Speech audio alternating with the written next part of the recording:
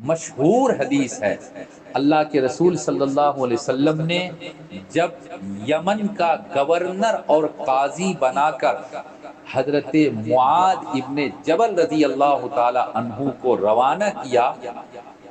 تو میں ایک بات اور بتاؤں گا، وہ تھوڑا بعد میں،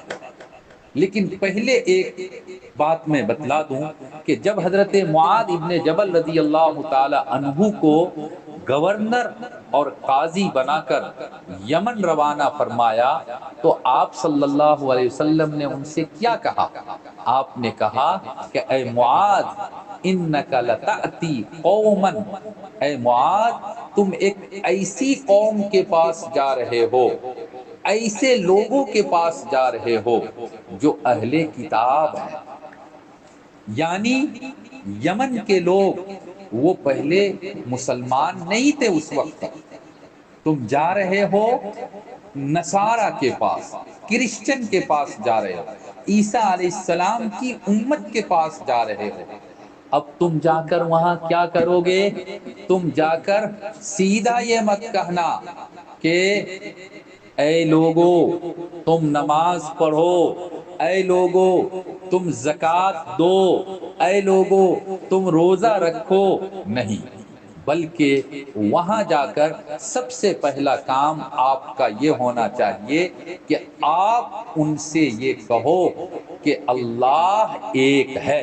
اللہ کے سوا کوئی معبود نہیں، اور محمد صلی اللہ علیہ وسلم اللہ کے بھیجے ہوئے پیغمبر اور رسول ہیں۔ بس اتنی سی بات، اللہ کی الوہیت، اللہ کی وحدانیت اور محمد صلی اللہ علیہ وسلم کی رسالت کو ان کے سامنے بیان کرنا۔ یہ کہنا کہ بھائی میں دو ہی بات لے کر آیا ہوں، اللہ کو ایک جانو، اللہ کو عبادت کے لائق سمجھو، اور دوسری بات محمد صلی اللہ علیہ وسلم اللہ کے رسول ہے، اللہ کے بھیجے ہوئے پیغمبر ہے، اللہ کا بندہ ہے۔ اگر وہ لوگ یہ بات مان لیں، اگر تمہاری ان دونوں باتوں کو وہ لوگ مان لیں، تو پھر اس کے بعد ان کو بتانا کہ دن اور رات میں اللہ نے تم پر 5 وقت کی نماز کو فرض کیا ہے۔ دیکھیے میں کیا بتلانا چاہ رہا ہوں، تدریج، مرحلہ وار، مرحلہ، اسٹیپ بائی اسٹیپ کام کرنا ہے۔ نماز اس کے بعد بتانا ہے۔ اگر وہ نماز کی بات کو بھی مان لے،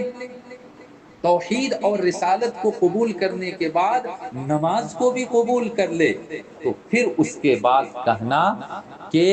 اللہ نے تمہارے مال کے اندر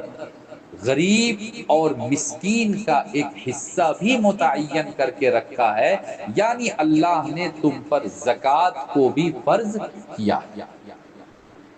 اب ان سے تم زکوٰۃ کی بات کرو، اب ان سے تم زکوٰۃ کی بات کرو، اور دیکھو جب زکوٰۃ وصول کرو تو جو بالکل اچھا والا مال ہے وہ مت لینا، وہ لوگ تو ہو سکتا ہے ان کو تکلیف ہو جائے، بالکل گھٹیا اور ردی بھی نہیں لینا ہے، مڈل، درمیانی جو مال ہے، درمیانی جو مال ہے، جو بالکل خراب بھی نہ ہو اور اعلیٰ اور ہائی کوالٹی کا بھی نہ ہو، بلکہ بیچ بیچ کا مال لینا ہے۔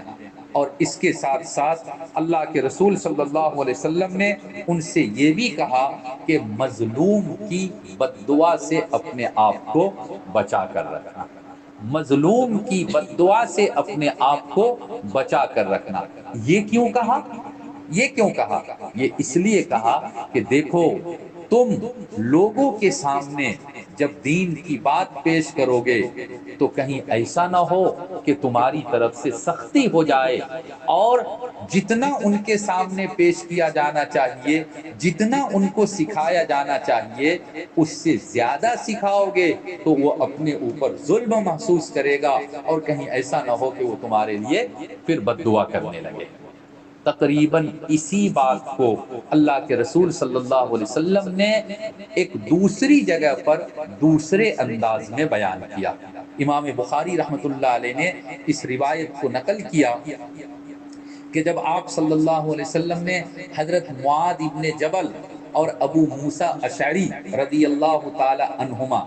دونوں کو یمن کا گورنر بنا کر یمن کی جانب روانہ کیا. الگ الگ علاقے میں دونوں کو مطلب گورنر بنایا گیا تھا. آپ نے جب دونوں کو روانہ کیا تو چند نصیحتیں کی. ایک تو وہ تدریج سکھلایا کہ اس طریقے سے تم کو دعوت دینا ہے، اس طریقے سے دین کی بات وہاں کے لوگوں کے سامنے پیش کرنا ہے. اور آپ نے چند نصیحتیں کی اور نصیحت کرتے ہوئے فرمایا یسرا ولا تعسرا. اے ابو موسیٰ، اے معاذ بن جبل، تم دونوں جا رہے ہو، وہاں کے لوگوں کے ساتھ آسانی کا معاملہ کرنا، وہاں کے لوگوں کے ساتھ آسانی کا معاملہ کرنا، نرمی کا معاملہ کرنا. ولا تعسرا، اور مشکل اور پریشانی میں ڈالنے والا معاملہ مت کرنا، سختی مت کرنا، نرمی کا برتاؤ کرنا. یہ اساتذہ کے لیے، یہ ٹیچرز کے لیے ایک بہت بہترین ٹپس ہے جس کو ہمیشہ یاد رکھنا چاہیے. اپنے بچوں کے ساتھ، اپنے اسٹوڈنٹ کے ساتھ اگر آپ بیجا سختی کریں گے،